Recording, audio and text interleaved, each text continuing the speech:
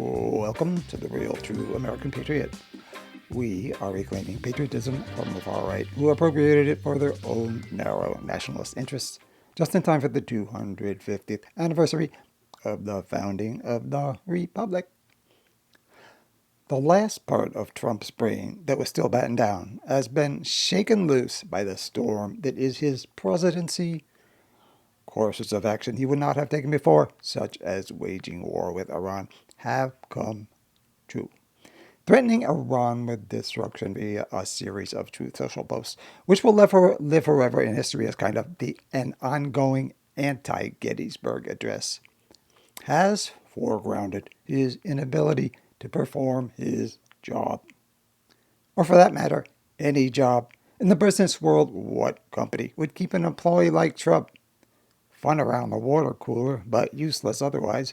New York Times ran an analysis by Peter Baker on Tuesday, April 15, titled Trump's Erratic Behavior and Extreme Comments Revive Mental Health Debate. A comprehensive overview. It struck me as a catch-up piece. In fact, his mental health should be covered all day, every day.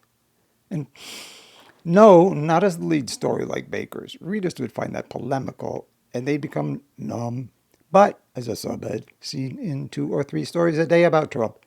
For example, a Time story was headlined,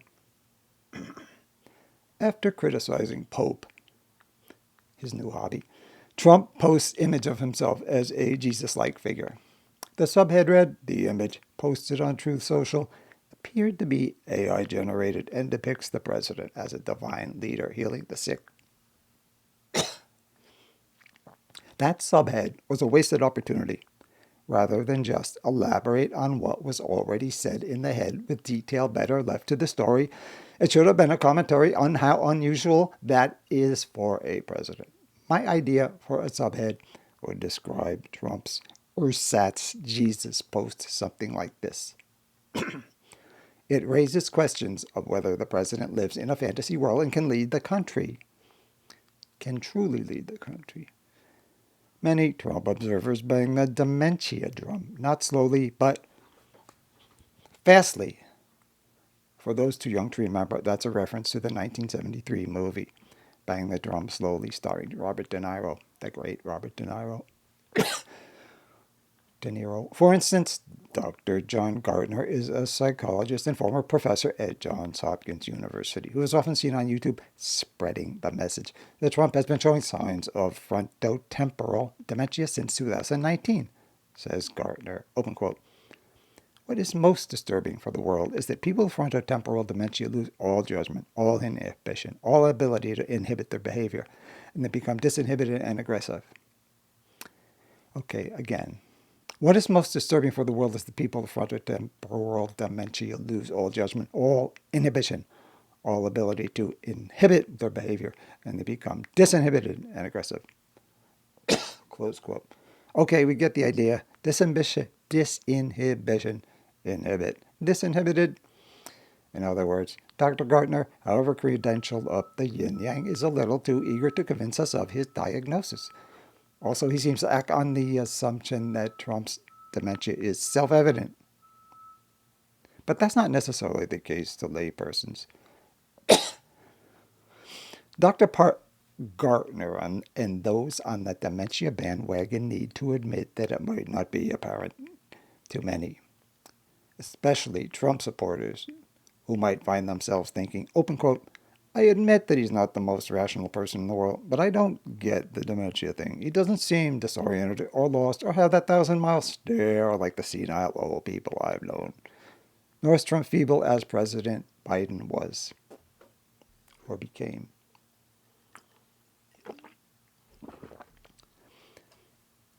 This is one reason that I prefer not to lean into the dementia angle, even though I personally accept the diagnosis of Dr. Gardner and other doctors. Here are other reasons that have been difficult to convince Trump's supporters of his cognitive decline. For one thing, it was probably 15 or 20 years ago that his use of language deteriorated. It's unlikely that was caused by early onset dementia, I think. Also, and this is harsh, I know, even many younger MAGA types exhibit the kind of simple speech and muddled thought associated with early dementia. Can you deny that? Personally, I suspect that Trump's dumbed down language has its origins in intellectual laziness. This might have been a product of how entitled he feels, how he thinks he is too important to concern himself with finding the right word or speaking above a sixth grade level. No disrespect to the millions of sixth graders who are more articulate than him and express themselves with more clarity. Trump is not the only rich and successful person who treats making an effort to be articulate as beneath him, something only those with less money and power need concern themselves with. We need look no further than his partner in crime, Jeffrey Epstein, and the recent tranches or batches of emails released by both the Democrats and Republicans. A recent Times op-ed read, open quote, "If you were an alien landing on Earth and the first thing you saw was the Epstein emails, you could gauge status by spelling, grammar, punctuation. Usage is inversely related to power in this network. The earnest scientists and scholars type neatly. The wealthy and powerful reply tersely with misspellings, erratic spacing, stray commas." Close quote.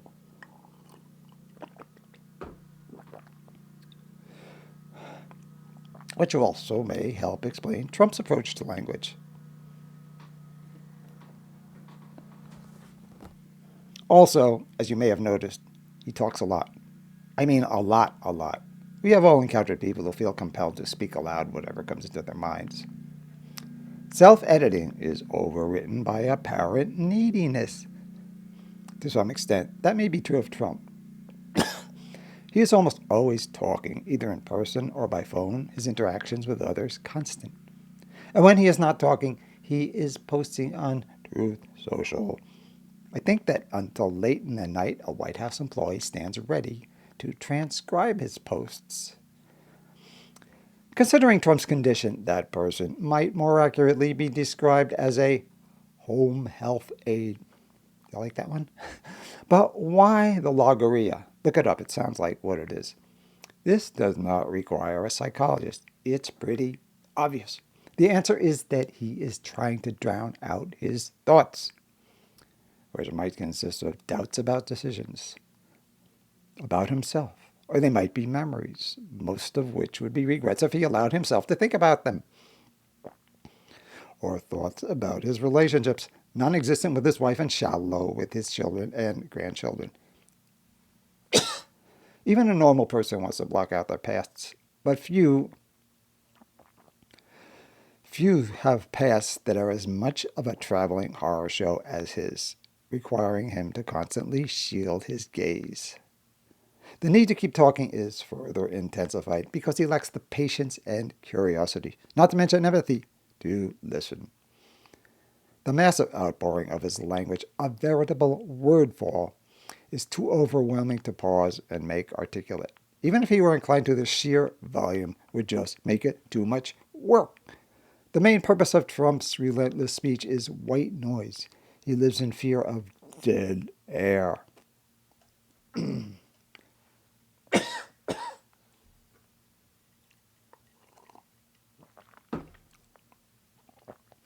Now let's circle back to Dr. Gartner's statement that, quote, "what is most disturbing for the world is that people with frontotemporal dementia lose all judgment, all inhibition, all ability to inhibit their behavior, and they become disinhibited and aggressive," close quote. He also added, open quote, "they just blurt out whatever comes to mind," close quote. Yeah, who does that sound like? To clarify, disinhibition is a psychological term defined as speaking or acting without self-control. Another symptom is impulsivity, which of course means acting or speaking on the spur of the moment without taking a moment to weigh the consequences. Then there's the lack of social awareness or poor social filtering.